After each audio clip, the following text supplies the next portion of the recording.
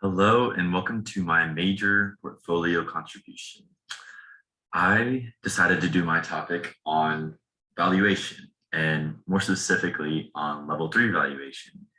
We talked about this in class and I think sparked great conversation. So I mentioned that week that it really piqued my interest and it was something that I would really enjoy further developing my opinion and ideas about.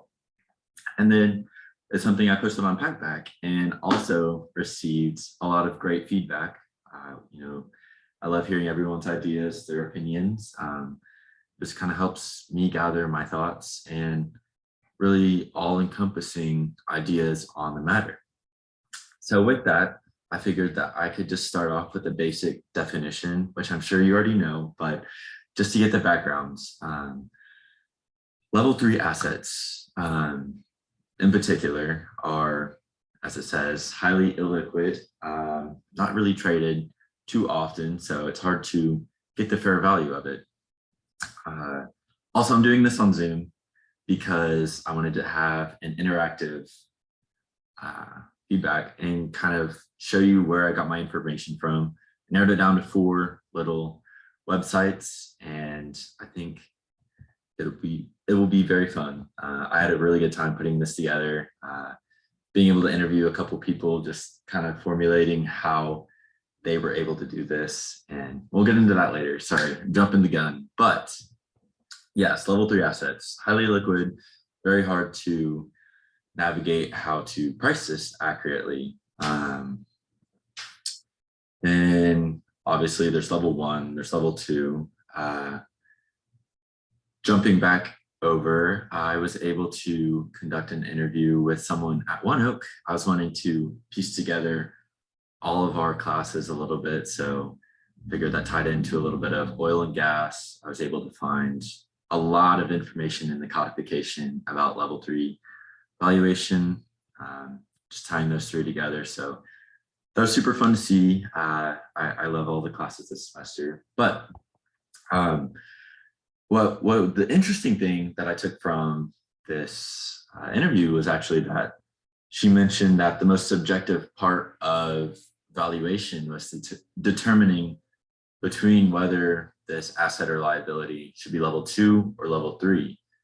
It's not something that I would think about. Like, it seems like it'd be mildly clear cut on what it would be, but she mentioned that there's a lot of assumptions that go into whether or not it's level 2 or level 3. And obviously you can always go back and forth with your auditor and prove your case on whether or not it's level 2 or level 3.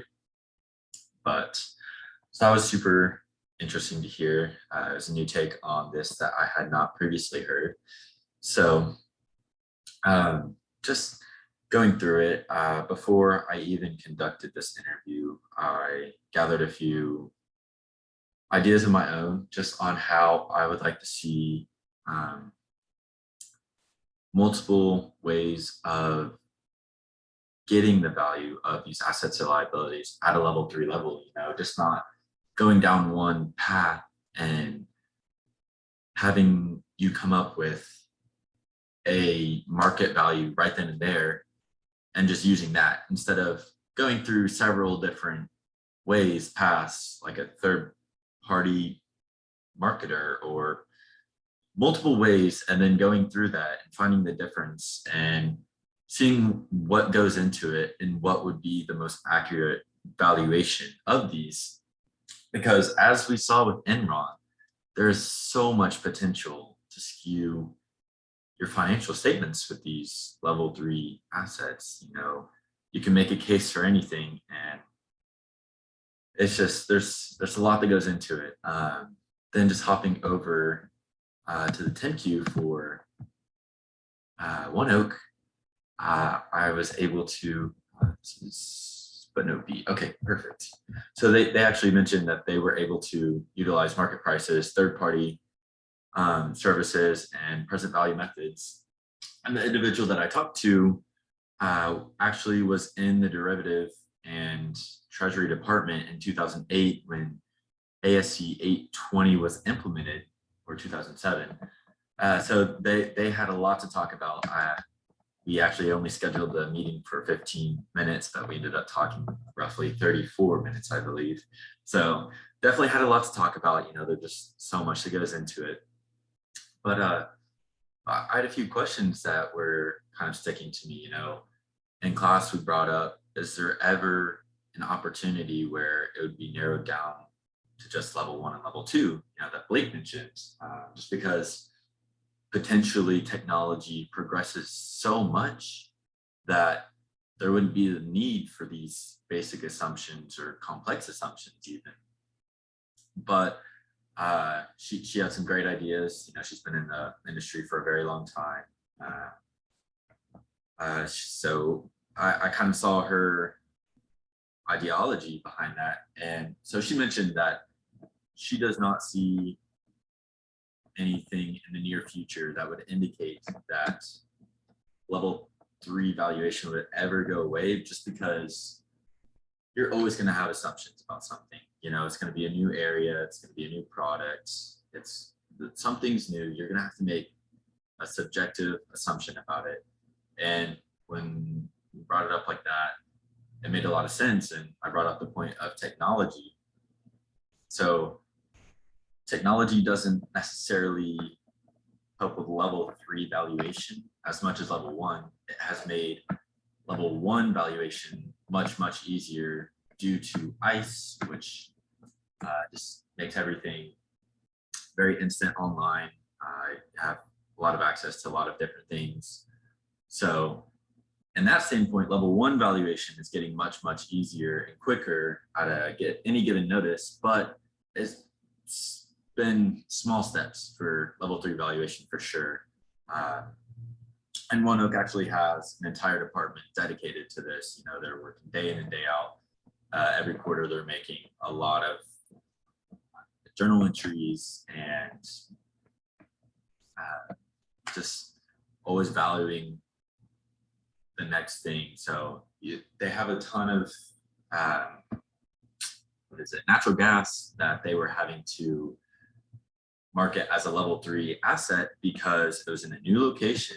And the way they report their natural gas on their books, I cannot remember the exact method that they used, but they had to use a lot of assumptions because it was a new place, and a lot of the pricing goes into where you're at, what's around. So they had to make several assumptions, and then it ended up being marketed as a level three asset, which I thought was pretty cool because, when I initially think of level three assets, I think of private equity funds and all sorts of things like that, but not really natural gas that comes from the ground, because, we've had it for a while. So it would seem like it would be pretty easy to be like, oh, the fair value of today's natural gas is this, but there's a lot that goes into it. And then my next point, this out of here, was jumping over to the codification.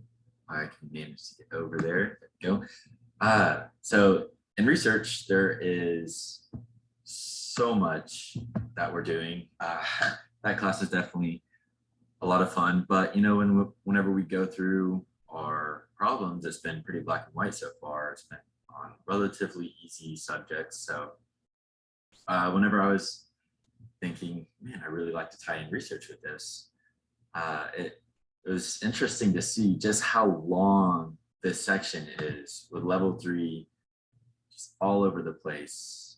I'm sure we could spend hours just diving into this and formulating our own thoughts. And it was just really cool to see that there's a lot of gray area when it comes to this. And obviously, rightfully so. There's so much that goes into it that you just have to have this much guidance. And that was one of the things that my interviewee mentioned, was that they're very conservative with how they report level three valuations, because they don't want the auditors to come back and ask them to adjust something or go into a full-blown investigation.